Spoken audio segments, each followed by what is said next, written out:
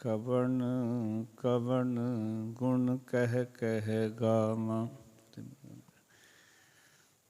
ਤੇਰੇ ਕਵਣ ਕਵਣ ਗੁਣ ਕਹਿ ਕਹਿ ਗਾਵਾਂ। ਤੂੰ ਸਾਹਿਬ ਗੁਣੀ ਨਿਧਾਨਾ। ਤੁਮਰੀ ਮਹਿਮਾ ਵਰਨ ਨ ਸਾਕੂੰ। ਤੂੰ ਠਾਕੁਰ ਊਚ ਭਗਵਾਨਾ। ਕਵਨ ਵਡਾਈ ਕਹਿ ਸਕੂੰ। ਬੇਅੰਤ ਗੁਣੀਤਾ ਕਰ ਕਿਰਪਾ ਮੋਹਿ ਨਾਮ ਦੇਹੋ। ਨਾਨਕ ਦਰ ਸਰਿਤਾ। ਸਤਿਨਾਮ ਧੰਨ ਵਾਹਿਗੁਰੂ ਜੀ। ਇੱਕ ਓੰਕਾਰ ਸਤਿਨਾਮ ਕਰਤਾ ਪੁਰਖ ਨਿਰਭਉ ਨਿਰਵੈਰ। ਅਕਾਲ ਮੂਰਤ ਅਜੂਨੀ ਸੈਭੰ। ਗੁਰ ਪ੍ਰਸਾਦ ਰਾਗ ਆਸਾ। ਬਾਣੀ ਭਗਤਾਂ ਕੀ। ਕਬੀਰ ਜੀਓ ਨਾਮ ਦਿਓ ਜੀਓ। ਰਵਿਦਾਸ ਜੀਓ ਆਸਾ। ਸ੍ਰੀ ਕਬੀਰ ਜੀਓ ਗੁਰ ਚਰਨ ਲਾਗ ਹਮ ਬਿਨਵਤਾ। ਪੂਛਤ ਕਹਿ ਜਿਉ ਪਾਇਆ।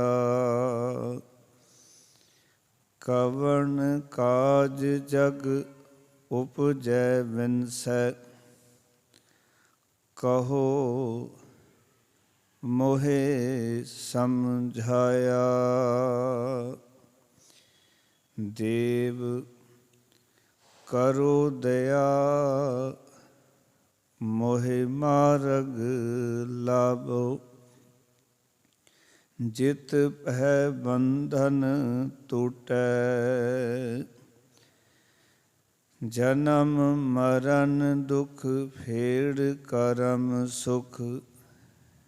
ਜੀ ਜਨਮ ਤੇ ਛੂਟੈ ਰਹਾਉ। ਮਾਇਆ ਫਾਸ ਬੰਧ ਨਹੀਂ ਫਾਰੈ। ਅਰ ਮਨ ਸੁਨ ਨ ਲੂਕੇ। ਆਪਾ ਪਦ ਨਿਰਵਾਣ ਨ ਚੀਨਿਆ। ਇਨ ਵਿਧ ਅਭਿਓ ਨ ਚੂਕੇ। ਕਹੀਂ ਨ ਉਪਜੈ ਉਪਜੀ ਜਾਣੈ। ਭਾਵ ਅਭਾਵ ਵਿਹੂਣਾ। ਉਦੈ ਅਸਤ ਕੀ ਮਨ ਬੁੱਧ ਨਾਸੀ। ਤੋ ਸਦਾ ਸਹਿਜ ਲਿਵ ਲੀਣਾ। ਜੋ ਪ੍ਰਤਿਬਿੰਬ ਬਿੰਬ ਕੋ ਮਿਲੀ ਹੈ। ਉਦਕ ਕੁੰਭ ਬਿਗਰਾਨਾ। ਕਹੋ ਕਬੀਰ ਐਸਾ ਗੁਣ ਬ੍ਰਹਮ ਭਾਗਾ। ਤੋ ਮਨ ਸੁਨ ਸਮਾਨਾ। ਜਿਉ ਪ੍ਰਤਿਬਿੰਬ ਬਿੰਬ ਕੋ ਮਿਲੀ ਹੈ। ਉਦਕ ਕੁੰਭ ਬਿਗਰਾਨਾ। ਕਹੋ ਕਬੀਰ ਐਸਾ ਗੁਣ ਬ੍ਰਹਮ ਭਾਗਾ। ਤੋ ਮਨ ਸੁਨ ਸਮਾਨਾ। ਵਾਹਿਗੁਰੂ ਜੀ ਕਾ ਖਾਲਸਾ ਵਾਹਿਗੁਰੂ ਜੀ ਕੀ ਫਤਿਹ। ਧੰਨ ਧੰਨ ਸਾਹਿਬ ਸ੍ਰੀ ਗੁਰੂ ਗ੍ਰੰਥ ਸਾਹਿਬ ਮਹਾਰਾਜ ਜੀ ਦੀ ਪਾਵਨ ਹਜ਼ੂਰੀ ਵਿੱਚ ਜੁੜ ਬੈਠੇ ਸਤਸੰਗੀ ਜਨੋ, ਸਤਿਗੁਰਾਂ ਨੇ ਕਿਰਪਾ ਕੀਤੀ। ਭਗਤਾਂ ਦੀ ਬਾਣੀ ਦੀ ਲੜੀਵਾਰ ਵਿਚਾਰ ਚੱਲ ਰਹੀ ਹੈ। ਪਿਛਲੇ ਦਿਨਾਂ ਦੇ ਵਿੱਚ ਆਪਾਂ ਗੋੜੀ ਰਾਗ ਦੇ ਵਿੱਚ ਭਗਤਾਂ ਦੀ ਜੋ ਬਾਣੀ ਦਰਜ ਸੀ ਉਸ ਦੀ ਵਿਚਾਰ ਸਰਵਣ ਕੀਤੀ ਹੈ। ਅੱਜ ਗੋੜੀ ਰਾਗ ਤੋਂ ਅਗਲੇ ਦਾ ਰਾਗ ਹੈ ਆਸਾ ਰਾਗ। ਆਸਾ ਰਾਗ ਦੇ ਵਿੱਚ ਜੋ ਭਗਤਾਂ ਦੀ ਬਾਣੀ ਦਰਜ ਹੈ, ਅੱਜ ਉਸ ਦਾ ਪਹਿਲਾ ਸ਼ਬਦ ਅਸੀਂ ਮੰਗਲਾਚਰਨ ਰੂਪ ਦੇ ਵਿੱਚ ਪਾਠ ਕੀਤਾ, ਪੜ੍ਹਿਆ ਹੈ। ਪਾਵਨ ਅੰਕ 475 ਦੇ ਉੱਤੇ ਇਹ ਪਹਿਲਾ ਸ਼ਬਦ ਦਰਜ ਹੈ। ਭਗਤ ਕਬੀਰ ਸਾਹਿਬ ਜੀ ਦਾ ਉਚਾਰਨ ਕੀਤਾ ਹੋਇਆ ਹੈ। ਸੋ ਆਓ ਇਸ ਸ਼ਬਦ ਨੂੰ ਆਪਾਂ ਵਿਚਾਰਨਾ ਹੈ। ਅਰੰਭਤਾ ਦੇ ਵਿੱਚ ਸੰਪੂਰਨ ਮੂਲ ਮੰਤ ਦਰਜ ਹੈ। ਇੱਕ ਓੰਕਾਰ ਸਤਨਾਮ ਕਰਤਾ ਪੁਰਖ ਨਿਰਭਉ ਨਿਰਵੈਰ ਅਕਾਲ ਮੂਰਤ ਅਜੂਨੀ ਸੈਭੰ ਗੁਰ ਪ੍ਰਸਾਦ। ਆਓ ਕਿ ਜਿਹੜੀ ਵਿਚਾਰਧਾਰਾ ਹੈ, ਉਸ ਵਿਚਾਰਧਾਰਾ ਨੂੰ ਦ੍ਰਿੜ ਕਰਨ ਤੋਂ ਪਹਿਲਾਂ ਗੁਰੂ ਸਾਹਿਬ ਜੀ ਨੇ ਇਹ ਦਰਸਾਇਆ ਕਿ ਇਹ ਸਾਰੀ ਜਿਹੜੀ ਵਿਚਾਰਧਾਰਾ ਹੈ, ਇਹ ਜੋ ਪਰਮੇਸ਼ਰ ਦੇ ਰੱਬੀ ਗੁਣ ਨੇ ਉਹਨਾਂ ਦੀ ਹੀ ਵਿਆਖਿਆ ਹੈ। ਜਦੋਂ ਆਪਾਂ ਮੂਲ ਮੰਤਰ ਨੂੰ ਸਮਝਦੇ ਹਾਂ ਨਾ, ਤੇ ਉਸ ਦਾ ਅਰਥ ਹੁੰਦਾ ਕਿ ਇਹ ਮੂਲ ਮੰਤਰ ਤੋਂ ਅੱਗੇ ਜਿਹੜੀ ਵਿਆਖਿਆ ਚੱਲ ਰਹੀ ਹੈ, ਇਹ ਮੂਲ ਮੰਤਰ ਵਿੱਚ ਜੋ ਰੱਬੀ ਗੁਣ ਆਏ ਨੇ ਉਹਨਾਂ ਦੀ ਹੀ ਵਿਚਾਰਧਾਰਾ ਨੂੰ ਅੱਗੇ ਖੋਲ ਕੇ ਦੱਸਿਆ ਜਾ ਰਿਹਾ। ਫਿਰ ਅੱਗੇ ਵਚਨ ਆਏ ਰਾਗ ਆਸਾ। ਰਾਗ ਦਾ ਨਾਮ ਆਸਾ ਹੈ। ਬਾਣੀ ਭਗਤਾਂ ਕੀ, ਭਗਤਾਂ ਦੀ ਬਾਣੀ ਇੱਥੋਂ ਆਰੰਭ ਹੋ ਰਹੀ ਹੈ। ਇਸ ਲੇਖ ਵਿੱਚ ਗੁਰੂ ਸਾਹਿਬ ਨੇ ਲਿਖ ਦਿੱਤਾ ਹੈ।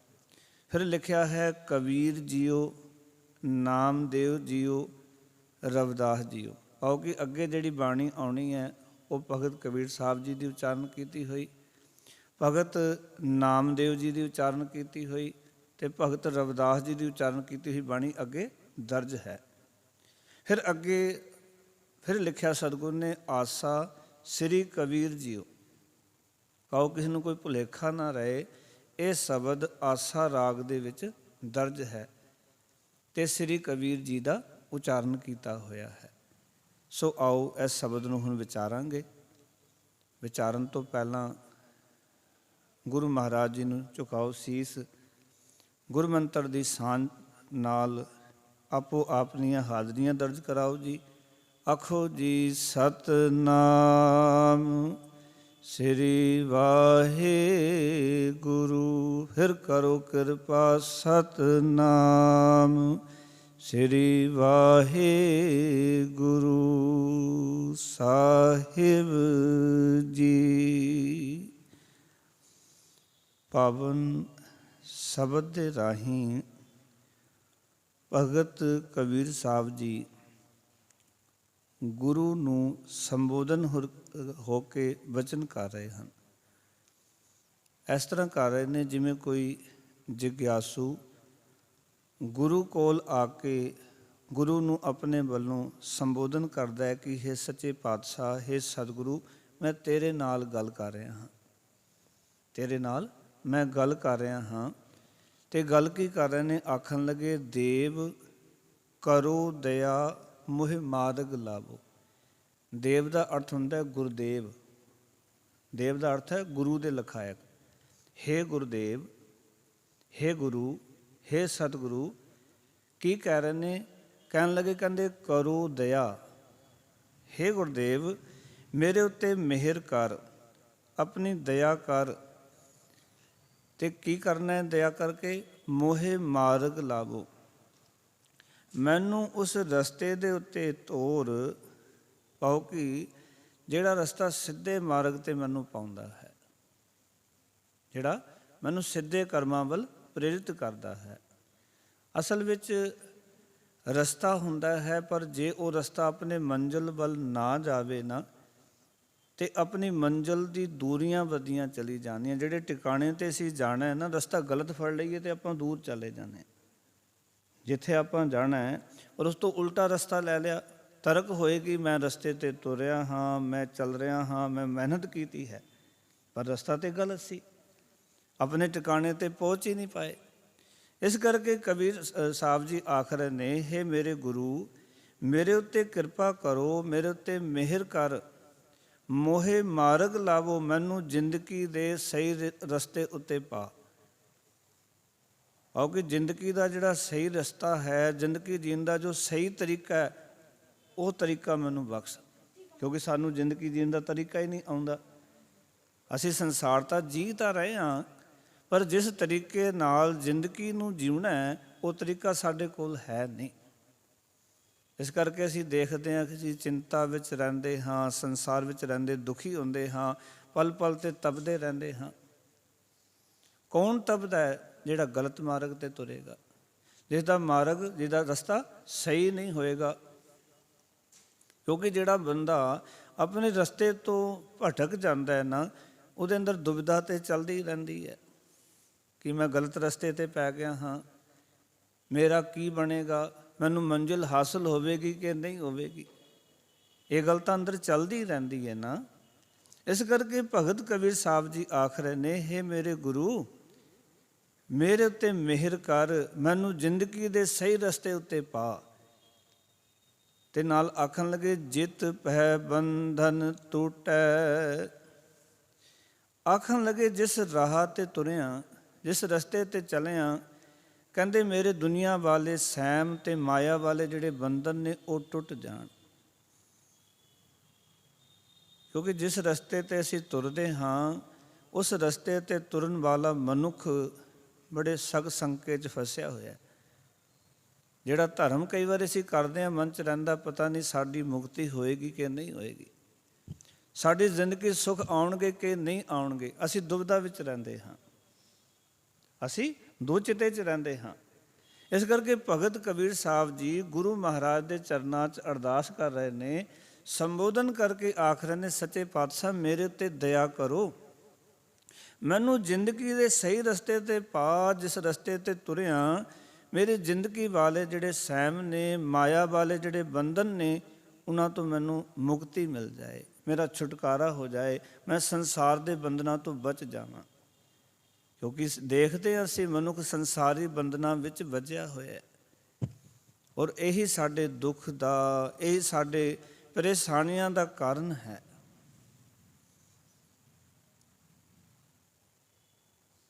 ਅਸਲ ਵਿੱਚ ਹੋਰ ਕੋਈ ਗੱਲ ਨਹੀਂ, ਸਾਡੇ ਦੁੱਖ ਦਾ ਕਾਰਨ ਹੀ ਇਹ ਹੈ ਕਿ ਅਸੀਂ ਉਹ ਰਸਤਾ ਚੁਣਿਆ ਹੀ ਨਹੀਂ ਜਿਹੜੇ ਰਸਤੇ ਵਿੱਚੋਂ ਸੁੱਖ ਮਿਲਦੇ ਹੈ।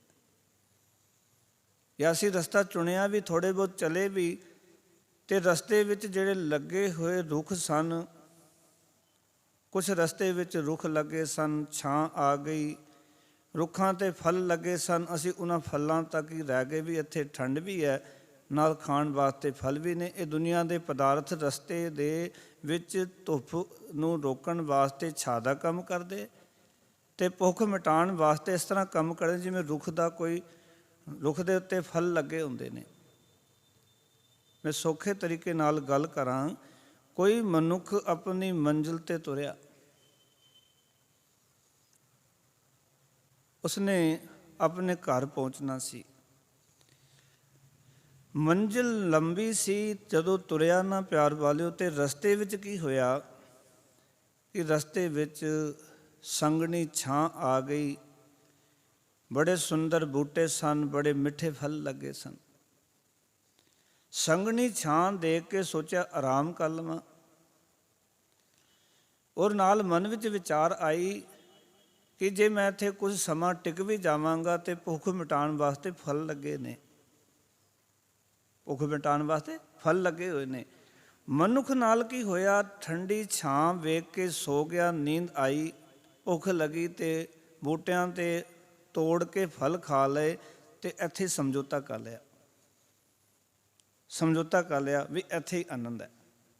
ਹੁਣ ਤੁਰਿਆ ਤਾਂ ਆਪਣੇ ਘਰ ਜਾਣ ਵਾਸਤੇ ਸੀ, ਆਪਣੀ ਮੰਜ਼ਿਲ ਤੇ ਜਾਣ ਵਾਸਤੇ ਤੁਰਿਆ ਸੀ, ਪਰ ਉੱਥੇ ਸਮਝੌਤਾ ਕਰਕੇ ਬਹਿ ਗਿਆ, ਉਸ ਨੂੰ ਹੀ ਆਪਣੀ ਮੰਜ਼ਿਲ ਸਮਝ ਲਿਆ। ਅਸਲ ਵਿੱਚ ਅਸੀਂ ਤੁਰੇ ਸਾਂ ਪਰਮੇਸ਼ਰ ਨੂੰ ਮਿਲਣ ਵਾਸਤੇ, ਪਰ ਸੰਸਾਰ ਦੇ ਪਦਾਰਥ, ਧਨ, ਪਰਿਵਾਰ, ਇਹਨਾਂ ਚੀਜ਼ਾਂ ਵਿੱਚ ਇਤਨੇ ਅਸੀਂ ਖਚਿਤ ਹੋ ਗਏ, ਅਸੀਂ ਆਪਣਾ ਰਸਤਾ ਹੀ ਇਹ ਮੰਨ ਬੈਠੇ ਹਾਂ ਇਹ ਸ਼ਾਇਦ ਪਰਿਵਾਰ ਹੀ ਸਭ ਕੁਛ ਹੈ, ਇਹ ਧਨ ਹੀ ਸਭ ਕੁਛ ਹੈ, ਸਾਡੀ ਜ਼ਿੰਦਗੀ ਦਾ ਟੀਚਾ ਹੀ ਧਨ ਹੈ, ਪਰਿਵਾਰ ਹੈ। ਪਰ ਗੁਰਮਤਿ ਕਹਿੰਦੀ ਹੈ ਇਹ ਤਾਂ ਰਸਤੇ ਦੀ ਛਾਂ ਹੈ, ਇਹ ਤਾਂ ਮਾਇਆ ਦਾ ਪਰਛਾਵਾਂ ਹੈ, ਕਿਉਂਕਿ ਮਹਾ ਮਾਇਆ ਤਾਕੀ ਹੈ ਛਾਇਆ। ਇਹ ਛਾਇਆ ਰੱਬ ਨੇ ਤੈਨੂੰ ਦਿੱਤੀ, ਤੂੰ ਸੌਖਾ ਹੋ ਕੇ ਇਸ ਮੰਜ਼ਿਲ ਨੂੰ ਪਾਰ ਕਰ ਸਕੇ। ਜਿਵੇਂ ਕਿਤੇ ਗਰਮੀ ਹੋਵੇ ਨਾ, ਤੇ ਰੁੱਖ ਲੱਗੇ ਹੁੰਦੇ ਨੇ, ਤੇ ਉਹ ਰੁੱਖ ਕੀ ਕਰਦੇ ਨੇ, ਬੰਦੇ ਨੂੰ ਤੋਰਨ ਵਾਸਤੇ ਮਦਦ ਕਰਦੇ ਨੇ। ਪਾਓ ਕਿ ਗਰਮੀ ਤਾਂ ਹੈ, ਪਰ ਰੁੱਖਾਂ ਦੀ ਛਾਂ ਉਸ ਨੂੰ ਅੱਗੇ ਵਧਣ ਵਾਸਤੇ ਉਸਦੀ ਹਿੰਮਤ ਵਧਾਉਂਦੀ ਹੈ, ਉਸਦਾ ਹੌਸਲਾ ਵਧਾਉਂਦੀ ਹੈ, ਮਨੁੱਖ ਤੁਰ ਸਕਦਾ ਹੈ। ਇੱਕ ਗੱਲ ਯਾਦ ਰੱਖਣਾ, ਇਹ ਧਨ ਇਸ ਵਾਸਤੇ ਹੀ ਸੀ ਕਿ ਅਸੀਂ ਪ੍ਰਭੂ ਦੇ ਮਾਰਗ 'ਤੇ ਸੌਖੇ ਤੁਰ ਸਕੀਏ। ਇਹ ਤਾਂ ਛਾਂ ਸੀ ਤਾਂ ਕਿ ਅਸੀਂ ਉਸ ਮਾਰਗ ਨੂੰ ਸੌਖੇ ਪਾਰ ਕਰ ਜਾਈਏ। ਇਹ ਚਾਹੀਦੇ ਨੇ ਸਾਨੂੰ, ਧਨ, ਪਦਾਰਥ, ਪਰਿਵਾਰ, ਇਹ ਸਾਰੀਆਂ ਚੀਜ਼ਾਂ ਚਾਹੀਦੀਆਂ, ਪਰ ਹਨ ਇਹ ਉਸ ਰਸਤੇ ਦੇ ਵਿੱਚ ਇਸ ਤਰ੍ਹਾਂ ਜਿਵੇਂ ਰੁੱਖਾਂ ਦੀ ਛਾਂ ਹੁੰਦੀ ਹੈ। ਪਰ ਜੇ ਕੋਈ ਬੰਦਾ ਕਵੇ ਕਿ ਨਹੀਂ ਮੈਂ ਇੱਥੇ ਹੀ ਹੁਣ ਡੇਰਾ ਪਾ ਕੇ ਬਹਿ ਜਾਣਾ, ਫਿਰ ਤਾਂ ਉਹ ਆਪਣੀ ਮੰਜ਼ਿਲ ਤੱਕ ਕਦੀ ਨਹੀਂ ਪਹੁੰਚੇਗਾ, ਆਪਣੇ ਘਰ ਤੱਕ ਕਦੀ ਨਹੀਂ ਪਹੁੰਚੇਗਾ। ਇਸ ਕਰਕੇ ਭਗਤ ਕਬੀਰ ਸਾਹਿਬ ਜੀ ਆਖ ਰਹੇ ਨੇ ਕਿ ਹੇ ਸੱਚੇ ਪਾਤਸ਼ਾਹ ਮੇਰੇ ਉੱਤੇ ਕਿਰਪਾ ਕਰੋ, ਜਿਸ ਰਾਹ 'ਤੇ ਤੁਰਿਆ ਮੇਰੇ ਦੁਨੀਆ ਵਾਲੇ ਸਹਿਮ, ਮਾਇਆ ਵਾਲੀ ਇਹ ਜਕੜ ਟੁੱਟ ਜਾਵੇ, ਮੈਨੂੰ ਉਸ ਰਸਤੇ 'ਤੇ ਪਾ ਦੇ, ਮੈਨੂੰ ਉਸ ਮਾਰਗ 'ਤੇ ਲਾ, ਜਿਸ ਮਾਰਗ 'ਤੇ ਤੁਰਿਆ ਮੈਂ ਆਪਣੇ ਮੰਜ਼ਿਲੇ ਮਕਸੂਦ ਤੱਕ ਪਹੁੰਚ ਸਕਾਂ, ਉਸ ਅਕਾਲ ਪੁਰਖ ਵਾਹਿਗੁਰੂ ਦੇ ਨਾਲ ਜੁੜ ਸਕਾਂ। ਸਤਿਗੁਰੂ ਤੂੰ ਹੀ ਮਿਲਾਪ ਕਰਾ ਸਕਦਾ। ਸੱਚ ਜਾਣਨਾ ਇਹ ਕੰਮ ਹੈ ਹੀ ਸਤਿਗੁਰ ਦਾ, ਇਹ ਡਿਊਟੀ ਹੀ ਸਤਿਗੁਰ ਦੀ ਲੱਗੀ ਹੈ। ਇਸ ਕਰਕੇ ਮਹਾਰਾਜ ਕਹਿੰਦੇ ਨੇ ਕਿ ਜੈਸਾ ਸਤਿਗੁਰ ਸੁਣੀਂਦਾ ਤੈਸੋ ਹੀ ਮੈਂ ਡੀਠ, ਵਿਛੜਿਆ ਮੇਲੇ ਪ੍ਰਭੂ ਹਰ ਦਰਗਾਹ ਕਾ ਵਸੀਠ। ਦਰਗਾਹ ਦਾ ਵਿਚੋਲਾ ਹੈ ਹੀ ਸਤਿਗੁਰੂ ਹੈ, ਤੇ ਜਿਹੜਾ ਮਿਲਾਪ ਕਰਾਵੇ ਨਾ ਉਸ ਨੂੰ ਹੀ ਕਿਹਾ ਜਾ ਸਕਦਾ ਵੀ ਤੂੰ ਮੇਰਾ ਮਿਲਾਪ ਕਰਾ ਸਕਦਾ, ਇਸ ਕਰਕੇ ਤੂੰ ਕਿਰਪਾ ਕਰ।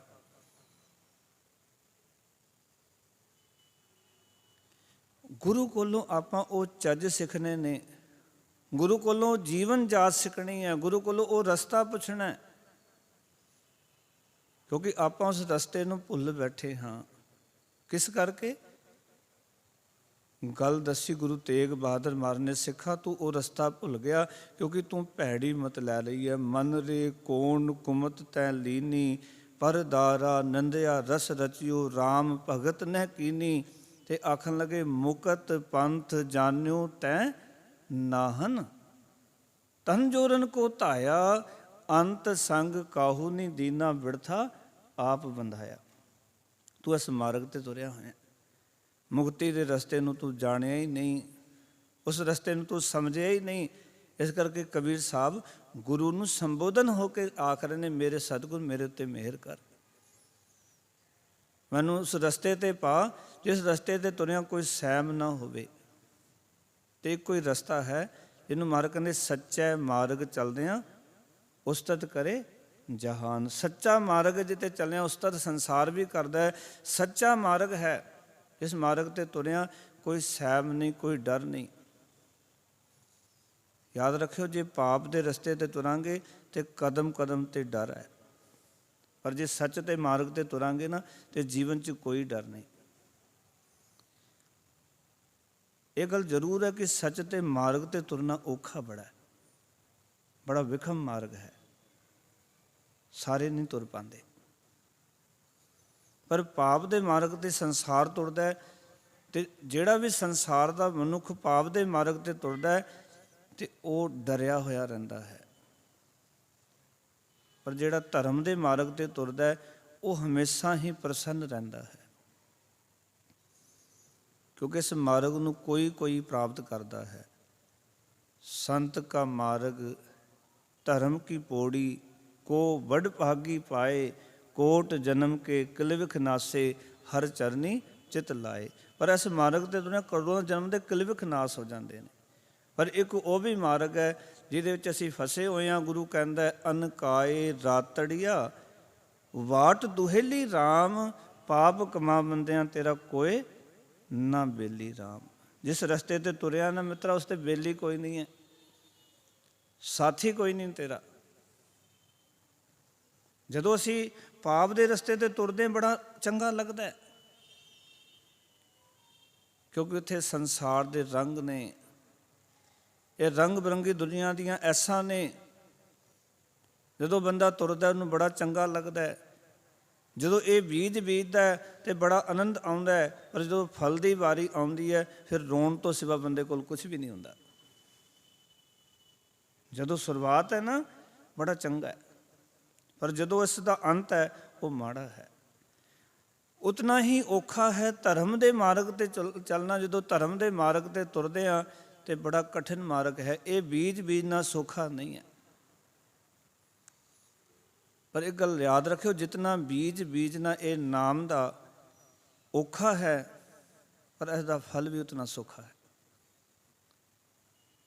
ਫਿਰ ਗੱਲ ਨੂੰ ਸਮਝ ਲਿਓ ਕਿ ਜਿਹੜਾ ਪਾਪ ਦਾ ਰਸਤਾ ਹੈ ਉਸ ਤੇ ਤੁਰਾਂਗੇ ਸੌਖੇ ਤੋਂ ਲਵਾਂਗੇ, ਕਿਉਂਕਿ ਸੰਸਾਰੀ ਰੰਗਤ ਹੈ, ਸੰਸਾਰੀ ਆਨੰਦ ਨੇ, ਸੰਸਾਰੀ ਚੀਜ਼ਾਂ ਦੀ ਸੁਹੱਪਣ ਸਾਨੂੰ ਆਪਣੇ ਵਿੱਚ ਜਕੜ ਲੈਂਦੀ ਹੈ।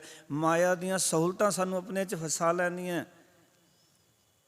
ਮਾਇਆ ਦੇ ਪਿੱਛੇ ਲੱਗ ਕੇ ਅਸੀਂ ਪਾਪ ਕਰਨਾ ਸ਼ੁਰੂ ਕਰਦੇ ਹਾਂ, ਕਿਸੇ ਨੂੰ ਠੱਗ ਲੈਂਦੇ ਹਾਂ, ਕਿਸੇ ਨੂੰ ਧੋਖਾ ਦਿੰਦੇ ਹਾਂ, ਮਿਲਾਵਟ ਕਰਦੇ ਹਾਂ ਸਮਾਨਾਂ ਦੇ ਵਿੱਚ, ਕਿਉਂਕਿ ਮਾਇਆ ਚਾਹੀਦੀ ਹੈ, ਚਸਕੇ ਲੱਗ ਗਏ ਨੇ ਮਾਇਆ ਦੇ। ਕਰ ਲਵਾਂਗੇ, ਪਰ ਜਦੋਂ ਉਹਦਾ ਫਲ ਮਿਲਦਾ ਤੇ ਉਹ ਦੁੱਖ ਹੀ ਦੁੱਖ ਹੈ। ਕਿਉਂਕਿ ਜੇ ਅਸੀਂ ਕਿਸੇ ਦੇ ਨਾਲ ਮਿਲਾਵਟ ਕਰਾਂਗੇ, ਮਿਲਾਵਟ ਦਾ ਸਮਾਨ ਕਿਸੇ ਨੂੰ ਵੇਚਾਂਗੇ, ਉਹ ਸਾਡੇ ਨਾਲ ਕਰੇਗਾ। ਇਹੀ ਚੱਲ ਰਿਹਾ ਨਾ ਸਾਰਾ ਕੁਛ। ਇਸ ਕਰਕੇ ਜੀਵਨ ਦਾ ਜਿਹੜਾ ਮਾਰਗ ਗੁਰੂ ਪਿਤਾ ਮਹਾਰਾਜ ਨੇ ਸਾਨੂੰ ਦੱਸਿਆ, ਉਹ ਮਾਰਗ ਹੈ ਜਿਸ ਦੇ ਉੱਤੇ ਚੱਲ ਕੇ ਸਾਰੇ ਬੰਧਨ ਟੁੱਟ ਜਾਣ। ਤੇ ਮੈਂ ਬੇਨਤੀ ਕਰਦਾ, ਜਦੋਂ ਗੁਰੂ ਦਰ ਤੇ ਆਇਆ ਕਰੋ ਨਾ, ਇਹ ਤਰਲਾ ਲਿਆ ਕਰੋ, ਸੱਚੇ ਪਾਤਸ਼ਾਹ ਤੇਰੇ ਘਰ ਵਿੱਚ ਆਇਆ, ਸਾਨੂੰ ਉਸ ਮਾਰਗ ਤੇ ਤੋਰੀ ਜਿਸ ਮਾਰਗ ਤੇ ਚੱਲਿਆ ਜੀਵਨ 'ਚ ਕੋਈ ਸੈਮ ਨਾ ਹੋਵੇ, ਡਰ ਨਾ ਹੋਵੇ, ਕੋਈ ਚਿੰਤਾ ਨਾ ਹੋਵੇ। ਮੈਂ ਕਦੀ ਝੂਠ ਨਾ ਬੋਲਾਂ, ਮੈਂ ਕਿਸੇ ਨੂੰ ਧੋਖਾ ਨਾ ਦੇਵਾਂ, ਮੈਂ ਕਿਸੇ ਦਾ ਬੁਰਾ ਨਾ ਕਰਾਂ। ਕਿਉਂਕਿ ਜਦੋਂ ਆਪਾਂ ਇਸ ਤਰ੍ਹਾਂ ਦੇ ਕਰਮ ਕਰਦੇ ਹਾਂ ਨਾ, ਤਾਂ ਇਹ ਕਰਮ ਸਾਨੂੰ ਡਰਾਉਂਦੇ ਰਹਿੰਦੇ ਹੈ। ਇਸ ਕਰਕੇ ਗੁਰਬਾਣੀ ਆਖਦੀ ਹੈ, ਸੋ ਡਰੈ ਜੇ ਪਾਪ ਕਮਾਉਣ ਦਾ ਧਰਮੀ ਵਿਗਸੇਤ। ਉਹ ਡਰਦਾ ਜਿਹੜਾ ਪਾਪ ਕਰਦਾ, ਜਿਹੜਾ ਧਰਮ ਕਰਦਾ, ਉਹ ਪ੍ਰਸੰਨ ਹੁੰਦਾ, ਖੁਸ਼ ਹੁੰਦਾ। ਇਸ ਕਰਕੇ ਭਗਤ ਕਬੀਰ ਸਾਹਿਬ ਤਰਲਾ ਲੈ ਰਹੇ ਹਨ, ਗੁਰੂ ਮਹਾਰਾਜ ਦੇ ਅੱਗੇ ਬੇਨਤੀ ਕਰ ਰਹੇ ਹਨ ਵੀ ਸੱਚੇ ਪਾਤਸ਼ਾਹ ਤੂੰ ਕਿਰਪਾ ਕਰ। ਫਿਰ ਕਹਿਣ ਲੱਗੇ ਅਗਲੇ ਵਚਨ, ਕਹਿੰਦੇ ਜਨਮ ਮਰਨ ਦੁੱਖ ਫੇੜ ਕਰਮ ਸੁਖ, ਜੀ ਜਨਮ ਤੇ ਛੂਟੈ। ਆਖਣ ਲੱਗੇ, ਹੇ ਗੁਰਦੇਵ ਇੱਕ ਹੋਰ ਕਿਰਪਾ ਕਰ ਮੇਰੇ ਉੱਤੇ, ਪਿਛਲੇ ਕੀਤੇ ਕਰਮਾਂ ਅਨੁਸਾਰ ਮੇਰੀ ਜਿੰਦ ਦੀ ਸਾਰੀ ਉਮਰ ਦੇ ਜਿਹੜੇ ਜੰਜਾਲ ਨੇ ਨਾ, ਉਹਨਾਂ ਨੂੰ ਮੁਕਾ ਦੇ। ਜਨਮ ਮਰਨ ਦੁੱਖ ਫੇੜ ਕਰਮ ਸੁਖ, ਇਸ ਦਾ ਅਰਥ ਹੈ ਕਿ ਜਨਮ ਤੋਂ ਲੈ ਕੇ ਮਰਨ ਤੱਕ, ਜਦੋਂ ਤੋਂ ਜਨਮ ਹੋਇਆ ਜਿਸ ਦਿਨ ਮੌਤ ਹੋਣੀ ਹੈ, ਭਾਵ ਕਿ ਜਨਮ ਤੋਂ ਲੈ ਕੇ ਮੌਤ ਤੱਕ ਦਾ ਸਾਡਾ ਇੱਕ ਸਫ਼ਰ ਹੈ ਸਰੀਰ ਦਾ, ਜਿਹਦੇ ਵਿੱਚ ਅਸੀਂ ਜੀਵਨ ਜਿਉਂਦੇ ਹਾਂ, ਜਿਸ ਨੂੰ ਅਸੀਂ ਜ਼ਿੰਦਗੀ ਆਖਦੇ ਹਾਂ। ਜਨਮ ਹੋਇਆ, ਇੱਕ ਦਿਨ ਮੌਤ ਹੋ ਜਾਣੀ ਹੈ। ਜਨਮ ਆਰੰਭਤਾ ਹੈ, ਮੌਤ ਜਿਹੜੀ ਹੈ ਉਹ ਆਖਿਰ ਹੈ। ਇਸ ਦੇ ਵਿਚਕਾਰ ਦਾ ਜੋ ਸਮਾਂ, ਉਸ ਨੂੰ ਨਾਮ ਦਿੱਤਾ ਜਾਂਦਾ ਜ਼ਿੰਦਗੀ, ਜਿਹਦੇ ਵਿੱਚ ਅਸੀਂ ਜਿਉਂਦੇ ਹਾਂ, ਜਿਹਦੇ ਵਿੱਚ ਆਪਣੇ ਜ਼ਿੰਦਗੀ ਦਾ ਸਫ਼ਰ ਤੈਅ ਕਰਦੇ ਹਾਂ। ਤੇ ਕਬੀਰ ਸਾਹਿਬ ਆਖ ਰਹੇ ਨੇ ਕਿ ਹੇ ਸੱਚੇ ਪਾਤਸ਼ਾਹ ਇੱਕ ਕਿਰਪਾ ਕਰ। ਕਹਿੰਦੇ ਨੇ ਕੀਤੇ ਹੋਏ ਜਿਹੜੇ ਕਰਮ ਨੇ, ਭਾਵ ਕਿ ਜਨਮ ਤੋਂ ਲੈ ਕੇ ਮਰਨ ਤੱਕ ਸਾਰੇ ਸੁੱਖ ਦੁੱਖ, ਸਾਰੀ ਉਮਰ ਦੇ ਜਿਹੜੇ ਜੰਜਾਲ ਨੇ, ਉਹਨਾਂ ਨੂੰ ਮੇਰੇ ਜੀਵਨ 'ਚੋਂ ਮੁਕਾ ਦੇ। ਕਿਉਂਕਿ ਸੁੱਖ ਤੇ ਦੁੱਖ ਦੋਨੋਂ ਹੀ ਜੰਜਾਲ ਨੇ। ਇਸ ਕਰਕੇ ਗੁਰਬਾਣੀ ਨੇ ਜਿਹੜੇ ਸੁੱਖਾਂ ਨੂੰ ਅਸੀਂ ਪ੍ਰਾਪਤ ਕਰਕੇ ਬੜੇ ਖੁਸ਼ ਹੁੰਦੇ ਹਾਂ। ਗੁਰਬਾਣੀ ਉਹਨਾਂ ਸੁੱਖਾਂ ਨੂੰ ਪ੍ਰਾਪਤ ਹੋ ਕੇ ਕਹਿੰਦੀ ਹੈ ਕਿ ਇਸ ਪ੍ਰਸੰਨ ਹੋਣ ਦੀ ਗੱਲ ਨਹੀਂ ਹੈ, ਕਿਉਂਕਿ ਇਹ ਚੀਜ਼ਾਂ ਤੇਰੀ ਜ਼ਿੰਦਗੀ 'ਚ ਇਲਤਾ ਪੈਦਾ ਕਰ ਸਕਦੀਆਂ। ਸੁੱਖ ਜ਼ਿਆਦਾ ਆ ਗਿਆ, ਤੈਨੂੰ ਆਲਸ ਪ੍ਰਾਪਤ ਹੋ ਸਕਦਾ ਹੈ। ਇਹ ਸੰਸਾਰ ਦੀਆਂ ਸਹੂਲਤਾਂ ਤੈਨੂੰ ਆਲਸੀ ਬਣਾ ਸਕਦੀਆਂ। ਇਸ ਕਰਕੇ ਗੁਰਮਤਿ ਨੇ ਇੱਕ ਨਿਰਣਾ ਦਿੱਤਾ ਹੈ। ਸਦੋਂ ਕਹਿੰਦੇ ਨੇ, ਸੁਖ ਨਾਹੀ ਬਹੁਤਾ ਧਨ ਖਾਟੈ, ਸੁਖ ਨਾਹੀ ਪੇਖੇ ਨ੍ਰਿਤ ਨਾਟੈ, ਸੁਖ ਨਾਹੀ ਬਹੁ ਦੇਸ ਕਮਾਏ। ਮਹਾਰਾਜ ਫਿਰ ਸੁਖ ਕਿੱਥੇ ਹੈ? ਅਸੀਂ ਤਾਂ ਤਿੰਨ ਚੀਜ਼ਾਂ ਦੇ ਪਿੱਛੇ ਦੌੜ ਰਹੇ ਹਾਂ। ਬਹੁਤਾ ਧਨ ਪ੍ਰਾਪਤ ਹੋ ਜਾਏ, ਨਾਟਕ ਚੇਟਾਂ 'ਚ ਸੁਖ ਲੱਭਣ ਦਾ ਯਤਨ ਕਰਦੇ ਹਾਂ। ਅੱਜ ਸਵੇਰ ਤੋਂ ਸ਼ਾਮ ਤੱਕ ਅਸੀਂ ਜਦੋਂ ਸਮਾਜ ਵਿੱਚ ਵਿਚਰਦੇ ਦੇਖਦੇ ਹਾਂ, ਕਿਤਨੇ ਸਮਾਜ ਦੇ ਲੋਕ ਨੇ ਜਿਹੜੇ ਕਿ ਨਾਟਕਾਂ ਵਿੱਚ, ਫਿਲਮਾਂ ਵਿੱਚ, ਇਹਨਾਂ ਚੀਜ਼ਾਂ ਵਿੱਚ ਸੁੱਖ ਲੱਭਣ ਦਾ ਯਤਨ ਕਰ ਰਹੇ ਹਨ। ਇਹ ਸ਼ਾਇਦ ਸੁੱਖ ਮਿਲ ਜਾਏ।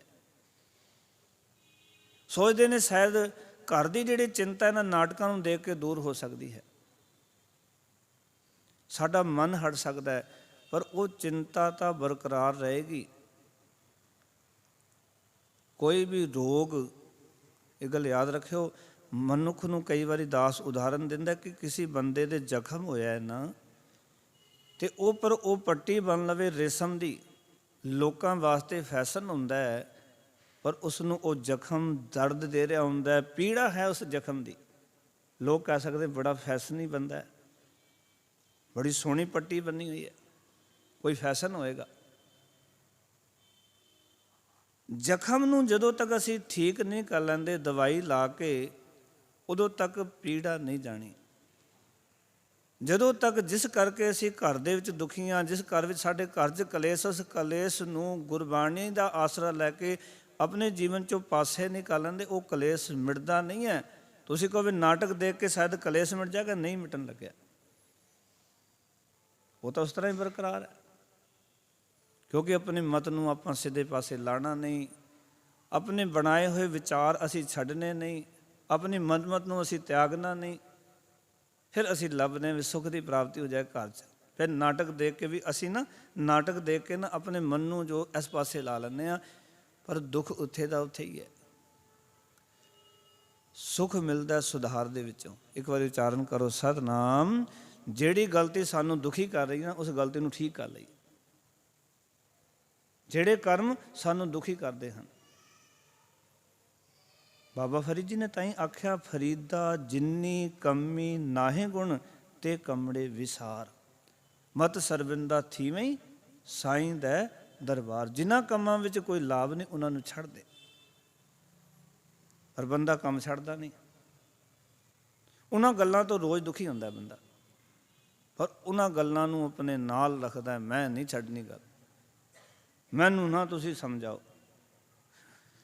ਬੰਦੇ ਦੀ ਹਾਲਤ ਐਸੀ ਹੈ। ਮੈਂ ਇੱਕ ਗਾਥਾ ਪੜ੍ਹ ਰਿਹਾ ਕਿ ਇੱਕ ਬੰਦਾ ਬੜਾ ਢੀਠ ਸੀ, ਪਿੰਡ ਦੇ ਸਾਰੇ ਲੋਕ ਇਕੱਠੇ ਹੋਏ, ਕਿਸੇ ਦੀ ਜਗ੍ਹਾ ਦੇ ਅੰਦਰ, ਕਿਸੇ ਦੀ ਜ਼ਮੀਨ ਵਿੱਚ ਉਹਨੇ ਆਪਣਾ ਘਰ ਦਾ ਪਰਨਾਨਾ ਜਿਹੜਾ ਹੁੰਦਾ ਹੈ ਉਹ ਛੱਡਿਆ ਹੋਇਆ ਸੀ। ਜਦੋਂ ਬਰਸਾਤ ਹੁੰਦੀ ਸੀ ਤੇ ਕਿਸੇ ਦੇ ਘਰ ਦੇ ਵਿੱਚ ਪਾਣੀ ਉਸਦੀ ਛੱਤ ਦਾ ਇਕੱਠਾ ਹੁੰਦਾ ਸੀ ਤੇ ਉਹਦੀ ਖੇਤੀ ਤਬਾਹ ਹੋ ਜਾਂਦੀ ਸੀ। ਉਹ ਪਿੰਡ ਦੇ ਲੋਕਾਂ ਕੋਲ ਗਿਆ, ਸਰਪੰਚ ਕੋਲ ਗਿਆ, ਵੀ ਇਸ ਬੰਦੇ ਨੂੰ ਕਹੋ ਵੀ ਪਰਨਾਲਾ ਆਪਣੇ ਘਰ ਵਿੱਚ ਕਰੇ, ਮੇਰੇ ਖੇਤਾਂ ਵੱਲ ਕੀਤਾ ਹੋਇਆ। ਸਾਰੇ ਪਿੰਡ ਦੇ ਲੋਕ ਇਕੱਠੇ ਹੋ ਗਏ। ਉਹ ਕਹਿੰਦਾ ਜੀ ਤੁਹਾਡੀ ਗੱਲ ਮੈਂ ਮੰਨ ਲਈ ਹੈ। ਸਾਰਿਆਂ ਨੇ ਸੋਚਿਆ ਵੀ ਚਲੋ ਇਹ ਮੰਨ ਗਿਆ, ਇਹ ਹੁਣ ਪਰਨਾਲਾ ਆਪਣੇ ਘਰ ਵੱਲ ਕਰ ਲਏਗਾ, ਅੰਦਰ ਕਰ ਲਏਗਾ। ਜਦੋਂ ਸਾਰੀ ਪੰਚਾਇਤ ਇਕੱਠੀ ਹੋ ਗਈ, ਚਾਹ ਪਾਣੀ ਪਿਆ, ਵੀ ਸਾਰਿਆਂ ਨੂੰ ਵਧਾਈਆਂ ਦੇਣ ਲੱਗ ਪਿਆ। ਕਹਿੰਦੇ ਵਧਾਈਆਂ ਕਿਹੜੀ ਗੱਲ ਦੀ? ਇਹ ਕਹਿੰਦਾ ਪੰਚੋ ਤੁਹਾਡੀ ਗੱਲ ਮੈਂ ਮੰਨ ਲਈ ਹੈ ਸਿਰ ਮੱਥੇ 'ਤੇ, ਤੁਸੀਂ ਜੋ ਕਿਹਾ ਸੀ, ਪਰ ਮੇਰਾ ਪਰਨਾਲਾ ਉੱਥੇ ਹੀ ਰਹਿਣਾ, ਉਹ ਨਹੀਂ ਹਟਣ ਲੱਗਿਆ। ਸਾਡੀ ਗੱਲ ਗੁਰੂ ਸਾਹਿਬ ਤੁਸੀਂ ਕਿਹਾ ਸਿਰ ਮੱਥੇ 'ਤੇ, ਪਰ ਸੁਧਰਨਾ ਅਸੀਂ ਕੋਈ ਨਹੀਂ ਹੈ, ਮਨ ਉੱਥੇ ਹੀ ਰੱਖਣਾ ਹੈ, ਆਪਣੇ ਵਿਚਾਰ ਉਹੀ ਰੱਖਣੇ ਨੇ, ਗੱਲ ਆਪਣੇ ਆਪ ਨੂੰ ਚੇਂਜ ਨਹੀਂ ਕਰਨੀ। ਜਿਹੜੀ ਗੱਲ ਗੁਰੂ ਸਾਹਿਬ ਨੇ ਸਾਨੂੰ ਚਾਹੁੰਦੇ ਨਾ ਵੀ ਜਿੱਦਾਂ ਦਾ ਸਿੱਖ ਹੋਵੇ, ਉਹ ਤਾਂ ਹੋਵਾਂਗੇ ਜਦੋਂ ਆਪਣੀ ਵਿਚਾਰ ਛੱਡਾਂਗੇ, ਗੁਰੂ ਦੀ ਵਿਚਾਰ ਨੂੰ ਜੀਵਨ ਦੇ ਵਿੱਚ ਧਾਰਨ ਕਰਾਂਗੇ। ਇਕੱਲੇ ਸੁਣਨ ਨਾਲ ਤੇ ਕੁਝ ਨਹੀਂ ਹੋਣਾ ਨਾ। ਫਰੀਦਾ ਜਿੰਨੀ ਕਮੀ ਨਾਹੇ ਗੁਣ ਤੇ ਕਮੜੇ ਵਿਸਾਰ ਛੱਡ ਦੇ। ਭੁਲਾ ਦੇ ਕੰਮ ਨੂੰ, ਉਹਨਾਂ ਨੂੰ ਨਹੀਂ ਭੁਲਾਉਂਦੇ। 20 ਸਾਲ ਪਹਿਲਾਂ ਲੜਾਈ ਹੋਈ, ਅੱਜ ਵੀ ਚੇਤੇ ਹੈ। ਘਰ ਦੇ ਵਿੱਚ ਵਾਦ ਵਿਵਾਦ ਹੋ ਜਾਂਦੇ ਨੇ, ਸੱਸ ਨੂੰਹ ਦੀ ਲੜਾਈ ਹੁੰਦੀ, ਅੱਜ ਵੀ ਚੇਤੇ ਹੈ। ਸਭ ਗੱਲਾਂ ਭੁੱਲ ਗਈਆਂ, ਪਰ ਉਹ ਗੱਲ ਅਸੀਂ ਭੁਲਾਉਂਦੇ ਹੀ ਨਹੀਂ। ਅਸੀਂ ਪਕੜ ਕੇ ਬਹਿ ਜਾਂਦੇ। ਸਾਡੇ ਦੁੱਖਾਂ ਦਾ ਕਾਰਨ ਹੋਰ ਕੋਈ ਨਹੀਂ ਹੈ, ਸਾਡੀ ਸੋਚ ਹੈ, ਸਾਡੀ ਵਿਚਾਰਧਾਰਾ ਹੈ। ਇਸ ਕਰਕੇ ਕਬੀਰ ਸਾਹਿਬ ਕਹਿੰਦੇ ਨੇ, ਸੱਚੇ ਪਾਤਸ਼ਾਹ ਇੱਕ ਕਿਰਪਾ ਕਰ ਕਿ ਜਨਮ ਤੋਂ ਲੈ ਕੇ ਮਰਨ ਤੱਕ ਦੇ ਸਾਰੇ ਸੁੱਖ ਦੁੱਖ, ਸਾਰੀ ਉਮਰ ਦੇ ਜੰਜਾਲ ਮੇਰੀ ਜ਼ਿੰਦਗੀ ਤੋਂ ਮੁਕਾ ਦੇ। ਆਓ ਕਿ ਜਨਮ ਤੋਂ ਹੀ ਮੂਲੇ ਹੀ ਉੱਕਾ ਹੀ ਮੁਕਾ ਦੇ। ਆਓ ਮੇਰੀ ਜ਼ਿੰਦਗੀ 'ਚ ਕੋਈ ਵੀ ਇਹ ਜੰਜਾਲ ਨਾ ਰਵੇ, ਜਿਨ੍ਹਾਂ ਜੰਜਾਲਾਂ ਕਰਕੇ ਮੈਂ ਦੁਖੀ ਹੁੰਦਾ। ਉਹ ਜੰਜਾਲ ਹੈ ਸਾਡੀ ਸੋਚ ਦਾ, ਸਾਡੀ ਵਿਚਾਰਧਾਰਾ ਦਾ। ਜਦੋਂ ਗੁਰੂ ਦੇ ਦਰ 'ਤੇ ਆਵਾਂਗੇ, ਗੁਰੂ ਸਾਹਿਬ ਕੀ ਕਰਨਗੇ? ਤੁਹਾਡੀ ਵਿਚਾਰਧਾਰਾ ਨੂੰ ਆਖਣਗੇ ਮੇਰੇ ਕੋਲ ਰੱਖ ਦੇ, ਅਤੇ ਇਹ ਵਿਚਾਰਧਾਰਾ ਲੈ ਕੇ ਜਾ, ਤੇਰੇ ਜੰਜਾਲ ਮਿਟ ਜਾਣਗੇ। ਫਿਰ ਪਹਿਲੇ ਬੰਦ ਵਿੱਚ ਕਬੀਰ ਸਾਹਿਬ ਆਖਣ ਲੱਗੇ, ਗੁਰ ਚਰਨ ਲਾਗ ਹਮ ਵਿਨਵਤਾ। ਗੁਰੂ ਦੇ ਚਰਨਾਂ ਵਿੱਚ ਲੱਗ ਕੇ ਕਬੀਰ ਸਾਹਿਬ ਕਹਿੰਦੇ ਨੇ, ਤੂੰ ਬੇਨਤੀ ਕਰ। ਆਖਣ ਲੱਗੇ, ਮੈਂ ਆਪਣੇ ਗੁਰੂ ਦੀ ਚਰਨੀ ਲੱਗ ਕੇ ਬੇਨਤੀ ਕਰਦਾ ਹਾਂ। ਗੁਰ ਚਰਨ ਲਾ, ਗੁਰੂ ਦੇ ਚਰਨੀ ਲੱਗ ਕੇ। ਹਮ ਵਿਨਵਤਾ, ਹਮ ਦਾ ਅਰਥ ਹੈ ਮੈਂ।